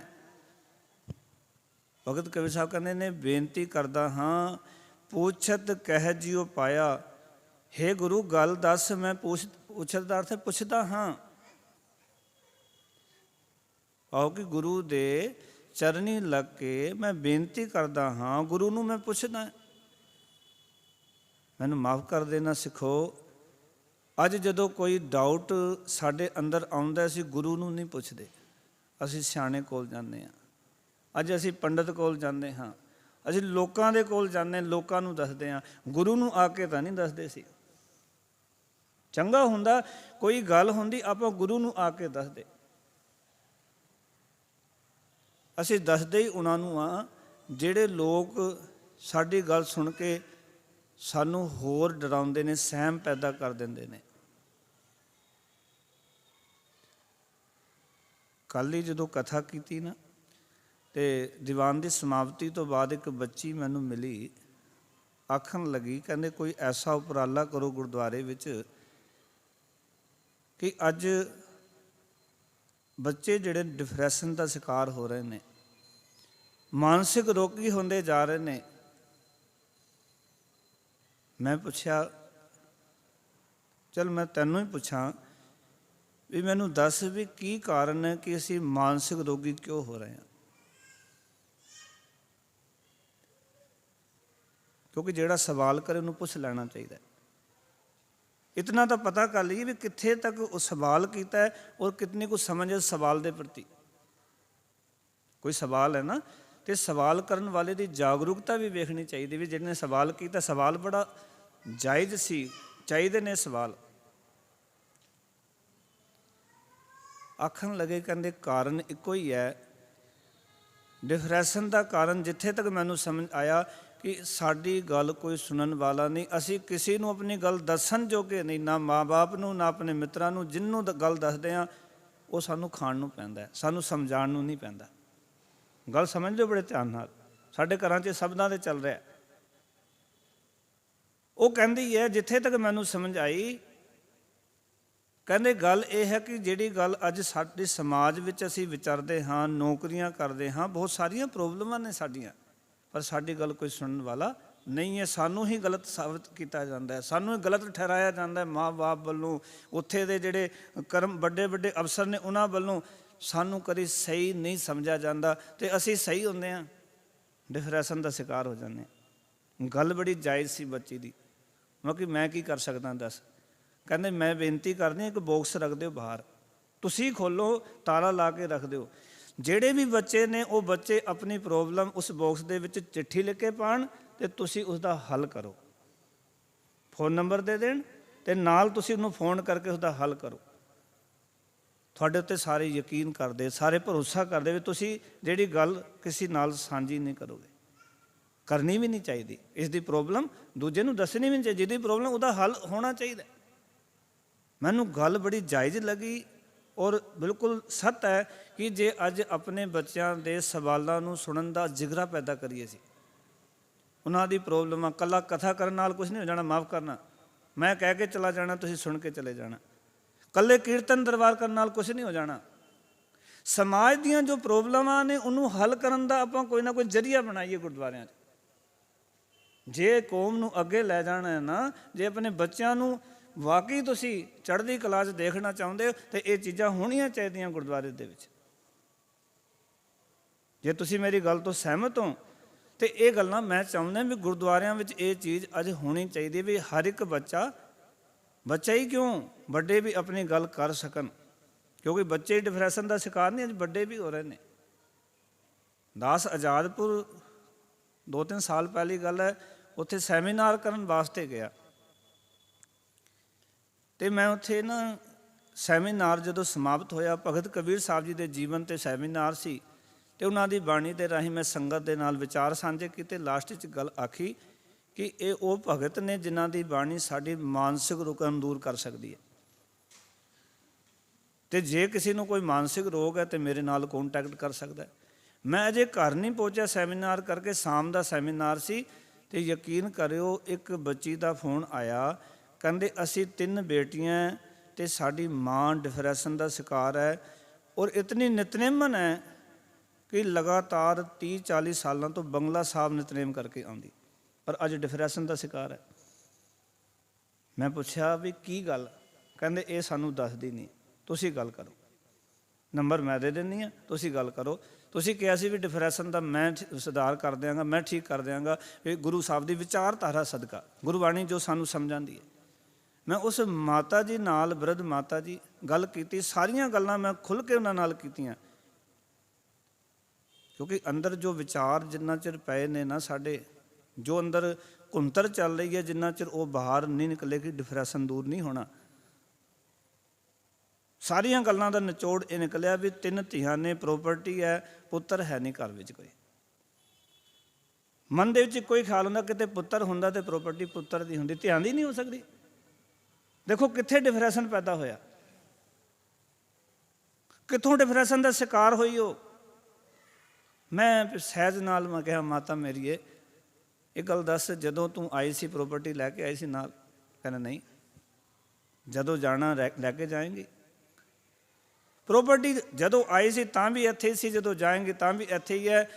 ਜੇ ਪੁੱਤਰ ਹੁੰਦਾ ਤੇ ਹੋ ਸਕਦਾ ਸੀ ਤੂੰ ਇਸ ਘਰ 'ਚ ਨਾ ਰਹਿੰਦੀ, ਉਹ ਤੈਨੂੰ ਬੇਦਖਲ ਕਰ ਦਿੰਦਾ, ਘਰੋਂ ਕੱਢ ਦਿੰਦਾ ਬਾਹਰ। ਬੜੇ ਮਾਈਆਂ ਨੇ, ਬੜੇ ਮਾਤਾ ਪਿਤਾ ਨੇ ਜਿਹੜੇ ਬਿਰਧ ਆਸ਼ਰਮਾਂ 'ਚ ਅੱਜ ਰਹਿਣ ਤੋਂ ਮਜਬੂਰ ਨੇ। ਕਿਤੇ ਸੋਚ ਕੇ ਵੇਖ, ਤੇਰੀ ਧੀਆਂ ਫਿਰ ਚੰਗੀਆਂ ਤੇਰੇ ਕੋਲ ਆ ਕੇ ਸੇਵਾ ਕਰਦੀਆਂ। 1 ਘੰਟਾ ਜੀ ਕਲਾਸ ਦਿੱਤੀ ਉਹਨੂੰ। 1 ਘੰਟੇ ਦੇ ਵਿੱਚ ਮੈਂ ਕਿਹਾ 1 ਹਫ਼ਤੇ ਬਾਅਦ ਉਹਨਾਂ ਦੀ ਬੇਟੀ ਨੂੰ ਫਿਰ ਫੋਨ ਕੀਤਾ। ਮੈਂ ਕਿਹਾ ਬੇਟੀਆਂ ਮੈਨੂੰ ਫੋਨ ਕਰੀ ਇੱਕ ਹਫ਼ਤਾ ਬਾਅਦ, ਦੱਸੀ ਵੀ ਮਾਤਾ ਜੀ ਦੇ ਕੀ ਹਾਲ ਨੇ। ਅਤੇ ਤੁਸੀਂ ਯਕੀਨ ਨਹੀਂ ਕਰੋਗੇ, 1 ਕਲਾਸ ਦੇ ਵਿੱਚ 1 ਹਫ਼ਤੇ ਬਾਅਦ 50% ਡਿਪਰੈਸ਼ਨ ਖਤਮ ਹੋ ਗਿਆ। 1 ਘੰਟੇ ਬਾਅਦ 50% ਡਿਪਰੈਸ਼ਨ ਨਹੀਂ ਸੀ। ਫਿਰ ਮੈਂ 1 ਕਲਾਸ ਫਿਰ ਦਿੱਤੀ ਉਹਨਾਂ ਨੂੰ ਅਤੇ ਅਗਲੇ ਹਫ਼ਤੇ ਹਾਲ ਪੁੱਛਿਆ ਕੀ ਹਾਲ ਹੈ, ਮਾਤਾ ਕਹਿੰਦੀ ਹੁਣ ਮੈਂ ਠੀਕ ਹਾਂ। ਚਾਹੀਦਾ ਨਹੀਂ ਸਾਨੂੰ ਇਹ ਕਿ ਇਕੱਲੀ ਕਥਾ ਦੇ ਨਾਲ ਹੀ ਗੱਲ ਬਣ ਜਾਣੀ। ਕਥਾ ਤਾਂ ਗੁਰੂ ਸਾਹਿਬ ਦੀ ਵਿਚਾਰਧਾਰਾ ਹੈ, ਸ਼ਬਦ ਦੀ ਜਿਹੜੀ ਸੰਗਤ ਆਉਂਦੀ ਹੈ, ਪਰ ਸਾਰੀ ਸੰਗਤ ਤਾਂ ਨਹੀਂ ਨਾ ਆਉਂਦੀ ਗੁਰਦੁਆਰੇ। ਕਬੀਰ ਸਾਹਿਬ ਇਹੀ ਵਿਚਾਰਧਾਰਾ ਸਾਡੇ ਸਾਹਮਣੇ ਰੱਖਣਾ ਚਾਹੁੰਦੇ ਨੇ। ਕਹਿ ਰਹੇ ਨੇ ਗੁਰ ਚਰਨ ਲਾਗ ਹਮ ਬਿਨਵਤਾ, ਮੈਂ ਗੁਰੂ ਦੇ ਚਰਨੀ ਲੱਗ ਕੇ ਬੇਨਤੀ ਕਰਦਾ ਹਾਂ, ਪੁੱਛਦਾ ਹਾਂ, ਹੇ ਸੱਚੇ ਪਾਤਸ਼ਾਹ ਕਹਿ ਜੀਓ ਪਾਇਆ, ਮੈਨੂੰ ਇਹ ਗੱਲ ਦੱਸ ਕਿ ਇਹ ਜਿੰਦ ਕਿਸ ਕੰਮ ਵਾਸਤੇ ਪੈਦਾ ਕੀਤੀ ਹੈ। ਮੈਨੂੰ ਦੱਸ ਦੇ। ਗੁਰੂ ਨੂੰ ਵੀ ਕਹਾਂਗੇ ਨਾ ਕਿ ਹੋਰ ਕਿਹਨੂੰ ਕਹਾਂਗੇ। ਫਿਰ ਕਹਿਣ ਲੱਗੇ ਕਵਨ ਕਾਜ ਜਗ ਉਪਜੈ ਬਿਨਸੈ, ਕਹੋ ਮੋਹੇ ਸਮਝਾਇਆ। ਆਖਣ ਲੱਗੇ ਹੇ ਗੁਰੂ ਮੈਨੂੰ ਇਹ ਗੱਲ ਸਮਝਾ ਕੇ ਦੱਸ। ਕਹਿੰਦੇ ਕਵਨ ਕਾਜ ਜਗ ਉਪਜੈ ਬਿਨਸੈ, ਕਿਉਂਕਿ ਕਿਸ ਕਾਰਨ ਜਗਤ ਜੰਮਦਾ ਤੇ ਮਰਦਾ ਰਹਿੰਦਾ ਹੈ। ਹੁਣ ਬੰਦਾ ਤੇ ਦੱਸ ਨਹੀਂ ਸਕਦਾ, ਗੁਰੂ ਹੀ ਦੱਸ ਸਕਦਾ ਹੈ। ਕਿਉਂਕਿ ਜੀਵ ਨੂੰ ਮਨੁੱਖਾ ਜਨਮ ਦੇ ਮਨੋਰਥ ਦੀ ਸੋਚ ਗੁਰੂ ਤੋਂ ਪੈਦਾ ਹੁੰਦੀ ਹੈ। ਅਸੀਂ ਕਿਉਂ ਆਏ ਹਾਂ ਸੰਸਾਰ ਦੇ ਵਿੱਚ? ਸਾਡੇ ਆਉਣ ਦਾ ਕਾਰਨ ਕੀ ਹੈ?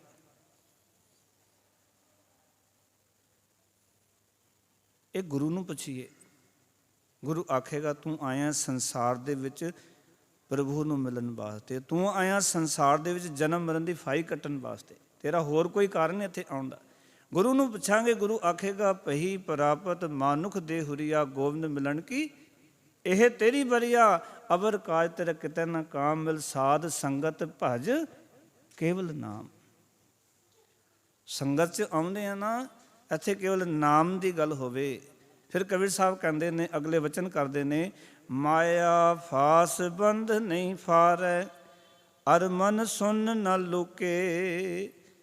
ਆਖਣ ਲੱਗੇ ਭਗਤ ਕਬੀਰ ਸਾਹਿਬ ਜੀ, ਕਹਿੰਦੇ ਮਾਇਆ ਫਾਸ, ਮਾਇਆ ਦੀ ਫਾਈਆਂ ਦੇ ਵਿੱਚ ਫਸਿਆ ਹੋਇਆ ਮਨ, ਮਾਇਆ ਫਾਸ ਬੰਧ ਨਹੀਂ ਫਾਰੈ, ਇਹ ਮਾਇਆ ਦੀ ਫਾਈਆਂ ਦੇ ਬੰਧਨ ਤੋੜਦਾ ਨਹੀਂ ਹੈ। ਚਾਹੀਦਾ ਤੇ ਇਹ ਸੀ ਕਿ ਮਾਇਆ ਵਿੱਚ ਫਸਿਆ ਜੀਵ ਮਾਇਆ ਦੀਆਂ ਫਾਈਆਂ ਦੇ ਬੰਧਨ ਤੋੜਦੇ ਗੁਰਬਾਣੀ ਨਾਲ ਜੁੜ ਕੇ, ਗੁਰਬਾਣੀ ਪੜ੍ਹ ਕੇ। ਗੁਰਬਾਣੀ ਕੇਵਲ ਰਟਨ ਨਹੀਂ ਹੈ, ਮੈਨੂੰ ਫਿਰ ਮਾਫ ਕਰ ਦੇਣਾ, ਗੁਰਬਾਣੀ ਕੋਈ ਮੰਤਰ ਸਿਮਰਨ ਨਹੀਂ ਹੈ। ਗੁਰਬਾਣੀ ਜੀਵਨ ਜਾਚ ਹੈ, ਗੁਰਬਾਣੀ ਜੀਵਨ ਦਾ ਖਜ਼ਾਨਾ ਹੈ। ਗੁਰਬਾਣੀ ਜੀਵਨ ਨੂੰ ਉਚੇਚਾ ਕਰਨ ਵਾਸਤੇ, ਜੀਵਨ ਨੂੰ ਮਹਾਨ ਬਣਾਉਣ ਵਾਸਤੇ ਹੈ। ਕੇਵਲ ਗੁਰਬਾਣੀ ਮੰਤਰ ਪਾਠ ਨਹੀਂ ਹੈ। ਮੈਂ ਕੱਲ੍ਹ ਇੱਕ ਪਾਠ ਦੇਖ ਰਿਹਾ ਸੀ YouTube ਤੋਂ, 7 ਮਿੰਟ ਦੇ ਵਿੱਚ ਜਪਜੀ ਸਾਹਿਬ ਕੀਤਾ ਹੋਇਆ, ਔਰ ਇਤਨਾ ਫਾਸਟ ਸੀ ਜਿਵੇਂ ਕਿ ਜੋ ਦੁਗਣੀ ਤਿਗਣੀ ਸਪੀਡ ਨਾਲ, ਕਿਉਂਕਿ 20 ਮਿੰਟ ਤੋਂ ਕੰਮ ਜਪਜੀ ਸਾਹਿਬ ਨਹੀਂ ਹੁੰਦਾ ਤੇ 7 ਮਿੰਟ 'ਚ ਕੀਤਾ ਹੋਇਆ ਸੀ। ਤੇ ਮੈਂ ਦੇਖਿਆ ਸੁਣਨ ਵਾਲੇ ਕਰੋੜਾਂ ਦੀ ਗਿਣਤੀ ਵਿੱਚ। ਜਦੋਂ ਮੈਂ YouTube ਚੈੱਕ ਕਰਕੇ ਦੇਖਿਆ ਨਾ ਉਹਨੂੰ, ਤੇ ਕਰੋੜਾਂ ਤੋਂ ਜ਼ਿਆਦਾ ਬੰਦਾ ਨੇ ਪਾਠ ਸੁਣਿਆ ਹੋਇਆ 7 ਮਿੰਟ ਵਾਲਾ। ਮੈਨੂੰ ਵੀ ਕਿਸੇ ਨੇ ਕਿਹਾ ਵੀ ਤੁਸੀਂ ਚੈਨਲ ਚਲਾਉਂਦੇ ਹੋ ਆਪਣਾ, ਤੇ ਜਪਜੀ ਸਾਹਿਬ ਫਾਸਟ ਪਾਓ। ਮੈਂ ਕਿਹਾ ਕਿਉਂ? ਕਹਿੰਦੇ ਜੀ ਦਫ਼ਤਰ ਜਾਣਾ ਹੁੰਦਾ, ਕੰਮ ਕਰਨਾ, ਫਟਾਫਟ ਪਾਠ ਹੋ ਜਾਏ। ਪਾਓ ਕਿ 15-20 ਮਿੰਟ ਦੇ ਵਿੱਚ ਸਾਰਾ ਨਿਤਨੇਮ ਪਾ ਦਿਓ। ਨਿਤਨੇਮ ਕਰਨਾ ਹੈ, ਗੁਰੂ ਨੂੰ ਧੋਖਾ ਦੇਣਾ ਜਾਂ ਆਪਣੇ ਆਪ ਨੂੰ ਧੋਖਾ ਦੇਣਾ? ਗੁਰਬਾਣੀ ਤਾਂ ਸਹਿਜ ਦਾ ਮਾਰਗ ਹੈ, ਸਮਝ ਕੇ, ਬੁੱਝ ਕੇ, ਇਹ ਪੜ੍ਹ ਕੇ ਆਪਣੇ ਜੀਵਨ 'ਚ ਵਸਾਉਣ ਵਾਲੀ ਚੀਜ਼ ਹੈ, ਨਾ ਕਿ ਇਹ ਕੇਵਲ ਰੋਜ਼ ਦਾ ਰੂਟੀਨ ਹੈ। ਬਸ ਇਤਨੇ ਖੁਸ਼ ਹੋ ਜਾਂਦੇ ਹਾਂ ਵੀ 15-20 ਮਿੰਟ ਦੇ ਵਿੱਚ ਸੁਣ ਕੇ ਵੀ ਅਸੀਂ ਨਿਤਨੇਮ ਕਰ ਲਿਆ। ਆਪਣੇ ਆਪ ਨੂੰ ਭੁਲੇਖੇ 'ਚ ਨਾ ਰੱਖੋ। ਨਿਤਨੇਮ ਵਾਲੇ ਵੀ ਅਸੀਂ ਨਿਤਨੇਮੀ ਬਣ ਗਏ, ਅਸੀਂ ਬੜੇ ਪ੍ਰੇਮੀ ਬਣ ਗਏ, ਇਹ ਭੁਲੇਖੇ ਨੇ ਸਾਡੇ ਜੀਵਨ ਦੇ। ਜਦੋਂ ਅਸੀਂ ਬਾਣੀ ਨੂੰ ਵਿਚਾਰਦੇ ਨਹੀਂ, ਬਾਣੀ ਦੇ ਮੁਤਾਬਿਕ ਜੀਵਨ ਜੀਣ ਵਾਸਤੇ ਯਤਨ ਨਹੀਂ ਕਰਦੇ, ਸਮਝ ਲਓ ਅਸੀਂ ਭੁਲੇਖੇ 'ਚ ਹੀ ਰੱਖਿਆ ਆਪਣੇ ਆਪ ਨੂੰ। ਇਹ ਹਾਲਾਤ ਨੇ। ਕਬੀਰ ਸਾਹਿਬ ਕਹਿੰਦੇ ਇਹ ਮਾਇਆ ਦੇ ਬੰਧਨ ਟੁੱਟਦੇ ਨਹੀਂ, ਅਰ ਮਨ ਸੁਨ ਨ ਲੋਕੇ। ਤੇ ਇਹ ਜਿਹੜਾ ਮਨ ਹੈ ਨਾ, ਮਾਇਆ ਦੇ ਪ੍ਰਭਾਵ ਤੋਂ ਬਚਣ ਲਈ ਅਫੁਰ ਪ੍ਰਭੂ ਵਿੱਚ ਜੁੜਦਾ ਨਹੀਂ ਹੈ। ਸੁਣਨ ਦੇ ਵਿੱਚ ਲੁਕਦਾ ਨਹੀਂ। ਲੁਕਦਾ ਦਾ ਅਰਥ ਹੈ ਉਹਦੇ ਵਿੱਚ ਜੁੜਨਾ, ਅਕਾਲ ਪੁਰਖ ਵਾਹਿਗੁਰੂ ਦੇ ਨਾਲ, ਉਸ ਵਾਹਿਗੁਰੂ ਨਾਲ ਸਾਂਝ ਬਣਾਉਣੀ। ਉਹ ਟਿਕਦਾ ਨਹੀਂ, ਉਹਦਾ ਆਸਰਾ ਨਹੀਂ ਲੈਂਦਾ। ਇਹ ਮਨ ਨੂੰ ਆਸਰਾ ਚਾਹੀਦਾ ਵਾਹਿਗੁਰੂ ਜੀ ਦਾ, ਪਰ ਇਹ ਮਾਇਆ ਦੇ ਬੰਧਨਾਂ ਦੇ ਵਿੱਚ ਹੀ ਬੰਨਿਆ ਰਹਿੰਦਾ, ਆਪਣੇ ਆਪ ਦਾ ਛੁਟਕਾਰਾ ਨਹੀਂ ਕਰਦਾ। ਫਿਰ ਕਹਿਣ ਲੱਗੇ ਆਪਾ ਪਦ ਨਿਰਵਾਣ ਨਾ ਚੀਨਿਆ, ਇਰਵਿਦ ਅਭਿਓ ਨਾ ਚੂਕੇ। ਕਹਿੰਦੇ ਮੇਰੇ ਇਸ ਮੰਨੇ ਆਪਣੇ ਵਾਸਨਾ ਰਹਿਤ ਅਸਲੇ ਦੀ ਪਹਿਚਾਣ ਨਾ ਕੀਤੀ। ਵੀ ਵਾਸਨਾ ਵਾਲਾ ਅਸਲਾ ਕੀ ਹੈ, ਵਾਸਨਾ ਤੋਂ ਰਹਿਤ ਕਰਨ ਵਾਲਾ ਅਸਲਾ ਕੀ ਹੈ। ਸਾਡੇ ਮਨ ਨੂੰ ਪਹਿਚਾਣ ਹੋਣੀ ਚਾਹੀਦੀ ਕਿ ਅਸਲ ਕੀ ਚੀਜ਼ ਚਾਹੀਦੀ ਮੈਨੂੰ। ਅਸੀਂ ਆਪਣੀ ਜ਼ਿੰਦਗੀ ਦਾ ਅਸਲਾ ਸਰਮਾਇਆ ਧਨ ਵਾਸਨਾਵਾਂ ਨੂੰ ਬਣਾਇਆ ਹੋਇਆ ਹੈ। ਇਸ ਕਰਕੇ ਕੀ ਹੁੰਦਾ ਕਿ ਆਪੇ ਭਾਉ ਦੀ ਸੋਝੀ ਨਹੀਂ ਹੁੰਦੀ, ਅਸਲੇ ਦੀ ਪਹਿਚਾਣ ਨਹੀਂ ਹੁੰਦੀ। ਨਿਰਵਾਣ ਨਾ ਚੁਣਿਆ, ਨਿਰਵਾਣ ਦਾ ਅਰਥ ਹੈ ਵਾਸਨਾ ਰਹਿਤ ਜੀਵਨ ਨੂੰ, ਅਸਲੇ ਨੂੰ ਨਹੀਂ ਪਹਿਚਾਣਿਆ, ਨਹੀਂ ਸਮਝਿਆ। ਇਨ ਵਿਦ ਅਭਿਓ ਨਾ ਚੁੱਕੇ। ਇਸ ਤਰੀਕੇ ਦੇ ਨਾਲ ਕਹਿੰਦੇ ਇਹ ਗੱਲੀ ਕਹਿੰਦੇ ਨੇ, ਇਹ ਕੋਰਾਪਨ ਦੂਰ ਨਹੀਂ ਹੁੰਦਾ। ਅਸਲ 'ਚ ਮਨ ਸਾਡਾ ਕੋਰਾ ਹੈ, ਮਨ ਸਾਡਾ ਨਾਮ ਸਿਮਰਨ ਨਾਲ ਭਿੱਜਿਆ ਨਹੀਂ ਹੈਗਾ। ਤੇ ਯਾਦ ਰੱਖਿਓ ਜਿੰਨਾ ਚਿਰ ਮਨ ਕੋਰਾ ਰਹੇਗਾ ਨਾ, ਤੇ ਕੋਰੇ ਮਨ ਦੇ ਉੱਤੇ ਰੰਗ ਨਹੀਂ ਚੜ੍ਹਨਾ। ਜਿਵੇਂ ਕੋਰੇ ਕੱਪੜੇ 'ਤੇ ਰੰਗ ਨਹੀਂ ਚੜ੍ਹਦਾ ਨਾ, ਉਹਨੂੰ ਪਹਿਲਾਂ ਭਿਉਂ ਕੇ ਰੱਖਣਾ ਪੈਂਦਾ, ਤਾਂ ਜਾ ਕੇ ਰੰਗ ਚੜ੍ਹਦਾ ਹੈ। ਇਸ ਤਰ੍ਹਾਂ ਕੋਰਾ ਮਨ ਰਹੇਗਾ, ਨਾਮ ਸਿਮਰਨ ਤੋਂ ਵਾਂਝਾ ਮਨ ਰਹੇਗਾ, ਰੰਗ ਇਸ ਦੇ ਉੱਤੇ ਵੀ ਨਹੀਂ ਚੜ੍ਹਨਾ। ਤੇ ਜੇ ਰੰਗ ਨਾ ਚੜਿਆ ਨਾ ਤੇ ਇਹ ਕੋਰਾਪਨ ਦੂਰ ਨਹੀਂ ਹੋਣਾ। ਫਿਰ ਕਹਿਣ ਲੱਗੇ ਕਹੀ ਨ ਉਪਜੈ ਉਪਜੀ ਜਾਣੈ ਭਾਉ ਅਭਾਉ ਬਿਹੂਣਾ। हे ਗੁਰਦੇਵ, ਮੇਰਾ ਮਨ ਜੋ ਚੰਗੇ ਮੰਦੇ ਖਿਆਲਾਂ ਦੀ ਪਰਖ ਕਰਨ ਦੇ ਅਸਮਰਥ ਹੈ, ਬਿਹੂਣਾ ਹੈ, ਸਖਣਾ ਹੈ। ਭਾਉ ਅਭਾਉ ਦਾ ਅਰਥ ਹੈ ਚੰਗੇ ਤੇ ਮਾੜੇ, ਚੰਗੇ ਤੇ ਮੰਦੇ ਜੋ ਖਿਆਲ ਹਨ ਉਹਨਾਂ ਦੀ ਪਰਖ ਤੋਂ ਬਿਹੂਣਾ। ਇਸ ਮਨ ਨੂੰ ਪਤਾ ਹੀ ਨਹੀਂ ਚੰਗੇ ਖਿਆਲ ਕੀ ਨੇ, ਮਾੜੇ ਖਿਆਲ ਕੀ ਨੇ, ਚੰਗੇ ਕੰਮ ਕੀ ਨੇ, ਮਾੜੇ ਕੰਮ ਕੀ ਨੇ। ਦੇਖੋ ਜਿੰਨਾ ਚਿਰ ਅਸੀਂ ਇਹ ਗੱਲ ਨੂੰ ਨਹੀਂ ਜੀਵਨ 'ਚ ਪਰਚੋਲਾਂਗੇ ਨਾ ਵੀ ਚੰਗਾ ਕੰਮ ਕੀ ਹੈ ਅਤੇ ਮਾੜਾ ਕੀ ਹੈ, ਅਤੇ ਸਾਨੂੰ ਪਤਾ ਨਹੀਂ ਲੱਗਣਾ ਵੀ ਜੋ ਕੰਮ ਕਰ ਰਹੇ ਇਹ ਠੀਕ ਹੈ ਕਿ ਨਹੀਂ ਹੈ। ਅਸੀਂ ਕੋਈ ਚੀਜ਼ ਲੈਂਦੇ ਹਾਂ, ਪਰਖ ਕਰਦੇ ਹਾਂ। ਕੱਪੜਾ ਲੈਣ ਜਾਂਦੇ ਹਾਂ, ਬਾਜ਼ਾਰੋਂ ਸਮਾਨ ਲੈਣ ਜਾਂਦੇ ਹਾਂ, ਪਰਖ ਕਰਦੇ ਹਾਂ। ਕੜਾ ਲੈਣ ਜਾਂਦੇ ਹਾਂ, ਟਣਕਾ ਕੇ ਵੇਖਦੇ ਹਾਂ। ਪਰ ਅਸੀਂ ਜਦੋਂ ਵਿਚਾਰਾਂ ਨੂੰ ਸੁਣਦੇ ਹਾਂ ਅਤੇ ਵਿਚਾਰ ਅਸੀਂ ਟਣਕਾ ਕੇ ਨਹੀਂ ਵੇਖਦੇ ਕਿਹੜੀ ਵਿਚਾਰ ਸੁਣ ਰਹੇ ਹਾਂ। ਅਸੀਂ ਜੋ ਕੁਝ ਸਾਹਮਣੇ ਆ ਗਿਆ ਉਹਨੂੰ ਹੀ ਸੁਣੀ ਜਾਂਦੇ ਹਾਂ। ਗਾਣੇ ਸੁਣ ਲਏ, ਫਿਲਮਾਂ ਸੁਣ ਲਈਆਂ, ਅੱਜ ਕੱਲ੍ਹ ਜੋ ਚੱਲ ਰਿਹਾ ਉਹ ਸੁਣ ਕੇ ਅਸੀਂ ਦੇਖਦੇ ਨਹੀਂ ਕਿ ਚੰਗੇ ਅਤੇ ਮੰਦੇ ਖਿਆਲਾਂ ਦੀ ਪਰਖ ਕੀ ਹੈ। ਪਰਖ ਕਰੀਏ, ਪਹਿਲਾਂ ਆਪਣੇ ਬੱਚਿਆਂ ਨੂੰ ਵੀ ਕਰਾਈਏ। ਵੈਸੇ ਸਿਆਣੇ ਮਾਪੇ ਜਿਹੜੇ ਹੁੰਦੇ ਹੈ ਉਹ ਹਮੇਸ਼ਾ ਇੱਕ ਖਿਆਲ ਕਰਦੇ ਨੇ ਵੀ ਸਾਡੇ ਬੱਚੇ ਕਿਸ ਸੰਗਤ 'ਚ ਬੈਠ ਰਹੇ ਨੇ। ਉਹ ਬੜਾ ਧਿਆਨ ਰੱਖਦੇ ਨੇ ਵੀ ਬੱਚਿਆਂ ਦੀ ਸੰਗਤ ਮਾੜੀ ਨਹੀਂ ਹੋਣੀ ਚਾਹੀਦੀ। ਮਾੜਿਆਂ ਦੀ ਸੰਗਤ ਡੋਬ ਦਿੰਦੀ ਹੈ ਨਾ, ਚੰਗਿਆਂ ਦੀ ਸੰਗਤ ਤਾਰ ਦਿੰਦੀ। ਇਸ ਕਰਕੇ ਹਰ ਇੱਕ ਮਾਂ ਪਿਓ, ਖਾਸ ਕਰਕੇ ਜਿਹੜੇ ਮਾਂ ਪਿਓ ਸਿਆਣੇ ਹੁੰਦੇ ਨਾ, ਉਹ ਆਪਣੇ ਬੱਚਿਆਂ 'ਤੇ ਭਾਵੇਂ ਲੜਕੇ ਹੋਣ ਭਾਵੇਂ ਲੜਕੀਆਂ ਹੋਣ ਉਹਨਾਂ ਦਾ ਪਿੱਛਾ ਕਰਦੇ ਹੈ। ਉਹਨਾਂ ਦੀ ਸੰਗਤ ਤੋਂ ਉਹਨਾਂ ਨੂੰ ਬਚਾਉਣਾ ਚਾਹੁੰਦੇ ਨੇ। ਭਾਵੇਂ ਕਈ ਵਾਰੀ ਬੱਚੇ ਸੋਚਦੇ ਉਹਨੂੰ ਪਤਾ ਨਹੀਂ ਇਹ ਸਾਡੇ ਪਿੱਛੇ ਕਿਉਂ ਲੱਗੇ ਨੇ, ਪਰ ਉਹ ਚਾਹੁੰਦੇ ਨੇ ਕਿ ਸਾਡਾ ਬੱਚੇ ਦੀ ਜ਼ਿੰਦਗੀ ਨਾ ਡੁੱਬ ਜਾਏ, ਸਾਡੇ ਬੱਚੇ ਦੀ ਜ਼ਿੰਦਗੀ ਬਰਬਾਦ ਨਾ ਹੋ ਜਾਏ, ਕਿਤੇ ਮਾੜੀ ਸੰਗਤ ਵਿੱਚ ਜਾਣਾ ਸ਼ੁਰੂ ਨਾ ਕਰ ਦੇਵੇ। ਕਿਉਂਕਿ ਮਾੜੀ ਸੰਗਤ ਜਿਹੜੀ ਹੈ ਨਾ ਉਹ ਮਨੁੱਖ ਨੂੰ ਡੁਬੋ ਦਿੰਦੀ ਹੈ।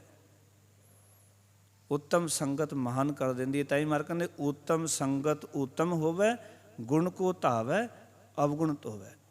ਜਿਹੜੀ ਚੰਗੀ ਸੰਗਤ ਹੈ ਨਾ ਉਹ ਸਾਨੂੰ ਉੱਤਮ ਬਣਾ ਦਿੰਦੀ ਹੈ। ਚੰਗੀ ਸੰਗਤ ਗੁਣਾਂ ਵਾਸਤੇ ਦੌੜਨ ਲਈ ਪ੍ਰੇਰਨਾ ਕਰਦੀ ਹੈ ਵੀ ਗੁਣਾਂ ਵਾਸਤੇ ਦੌੜਿਆ ਕਰ। ਜਿੱਥੇ ਗੁਣ ਮਿਲਦੇ ਨੇ ਨਾ ਉੱਥੇ ਜਾਇਆ ਕਰ, ਅਤੇ ਜਿੱਥੇ ਤੇਰੇ ਜੀਵਨ 'ਚ ਅਵਗੁਣ ਨੇ ਇਹਨਾਂ ਨੂੰ ਧੋਣ ਵਾਸਤੇ ਚੰਗੀ ਸੰਗਤ ਪ੍ਰੇਰਨਾ ਕਰਦੀ ਹੈ।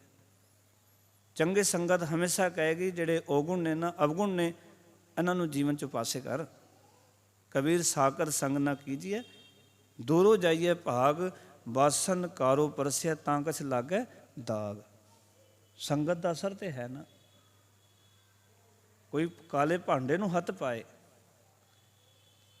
ਚਲੋ ਅੱਜ ਤਾਂ ਦੇਖਦੇ ਅਸੀਂ ਬਹੁਤ ਸਾਰੀਆਂ ਚੀਜ਼ਾਂ ਭਾਂਡੇ ਸਾਫ਼ ਕਰਨ ਦੀ ਆ ਗਈਆਂ। ਪੁਰਾਤਨ ਸਮੇਂ ਚਲੇ ਜਾਓ 30-35 ਸਾਲ ਪਹਿਲਾਂ ਰਾਖ ਦੇ ਨਾਲ, ਸੁਆਹ ਦੇ ਨਾਲ ਭਾਂਡੇ ਸਾਫ਼ ਹੁੰਦੇ ਸਨ।